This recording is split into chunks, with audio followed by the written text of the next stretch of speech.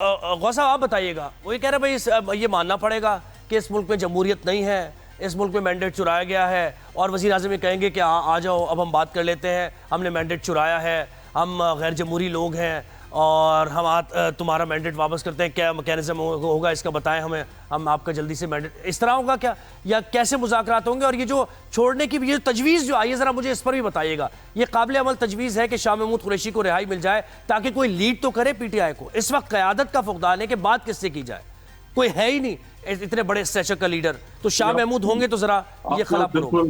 جی آپ کا بالکل صحیح ہے۔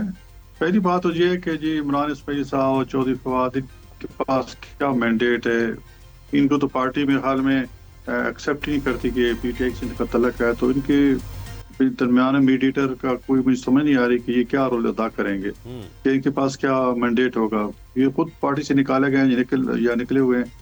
تو دیکھو ابھی نقوی صاحب کہہ رہے ہیں کہ جی ڈیلاگ آخر میں ڈیلاگ ہوگا، تو بالکل ڈیلاگ کی تو ہم کئی دفعہ آپ کو پیشکش کر چکے ہیں، لیکن ایسی باتیں جیسے کرتے ہیں کہ نیا الیکشن بھی یوسف صحیح کا بیان سنا رہے تھے کہ وہ کہتے ہیں کہ نیا الیکشن ہونا چاہیے، ٹھیک ہے جی، خان صاحب کی رہائی ہونی چاہیے، سب کچھ ہونا چاہیے۔ اب یہ ملک میں ہر وقت الیکشن ٹھیک ہے نا، 18 کا الیکشن تھا وہ تو آپ کو منظور تھا کیونکہ اس میں آپ وزیر اعظم بن گئے تھے، کے پی کے میں حکومت بن گئی تھی۔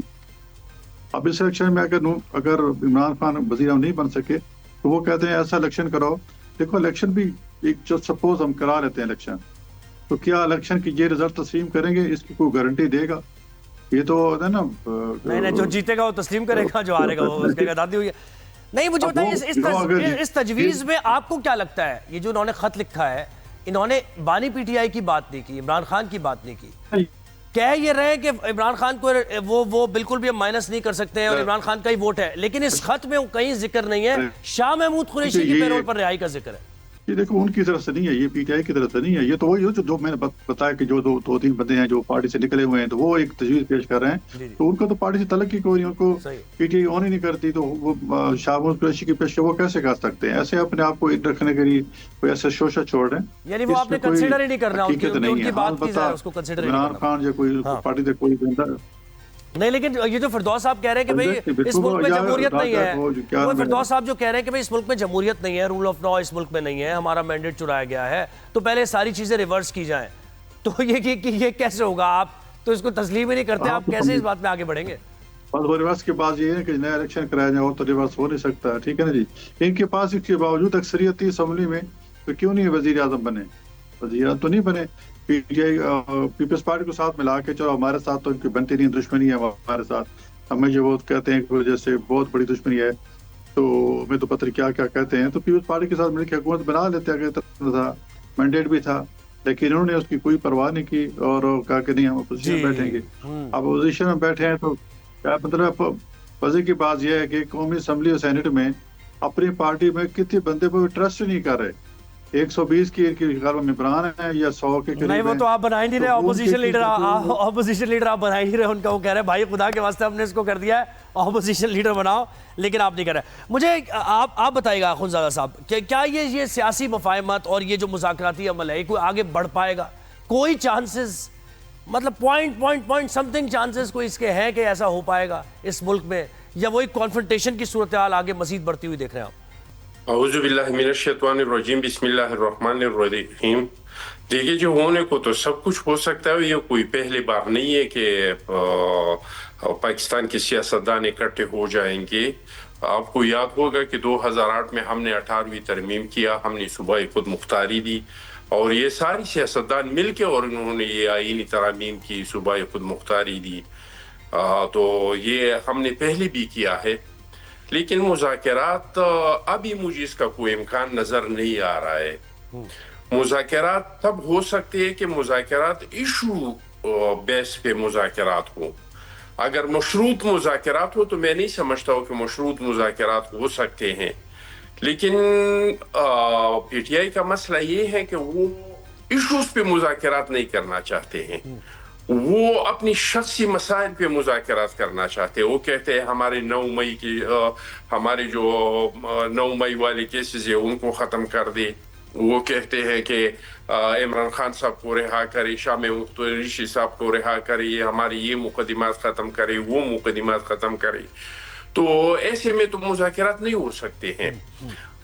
چند چیزیں ایسے ہیں کہ اس پہ ہم اگر چاہے تو مذاکرات کر سکتے ہیں ایک دوسرے کے ساتھ. سب سے پہلا یہ کہ ہمیں چاہیے تمام پارٹیوں کو، یہ آپ دیکھیں نہ رو رہا ہے ہمارا بھائی، تو اس طرح 2018 میں ہم رو رہے تھے، 2013 میں بھی یہی دانلی کے الزامات تھے.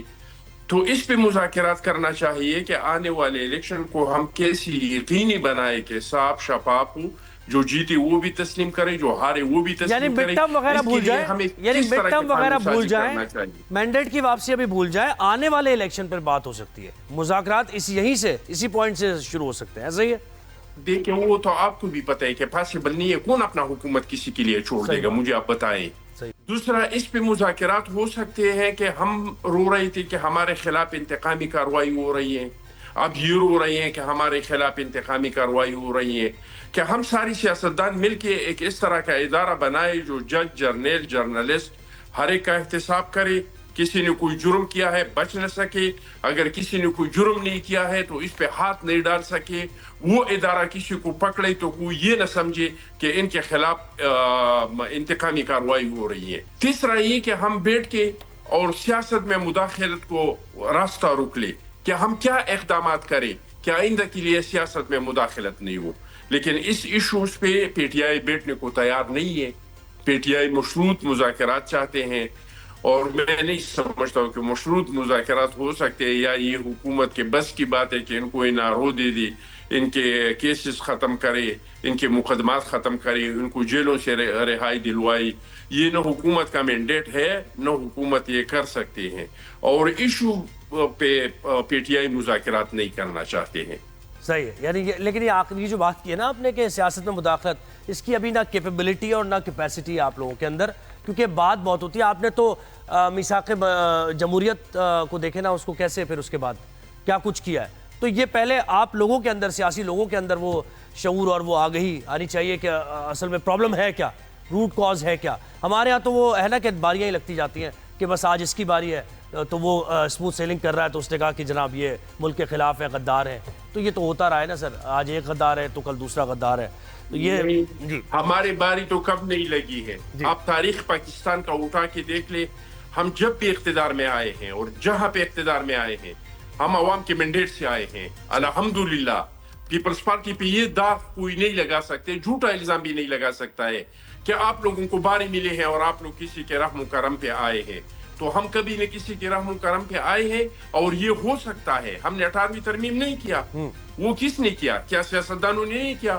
58 بھی کس نے ختم کیا؟ بس ابھی یہ دعا کریں کہ 18ویں ترمیم انٹیکٹ رہے اور وہ این ایف سی وغیرہ کا معاملہ انٹیکٹ رہے. یہ دعا کرنی چاہیے. اچھا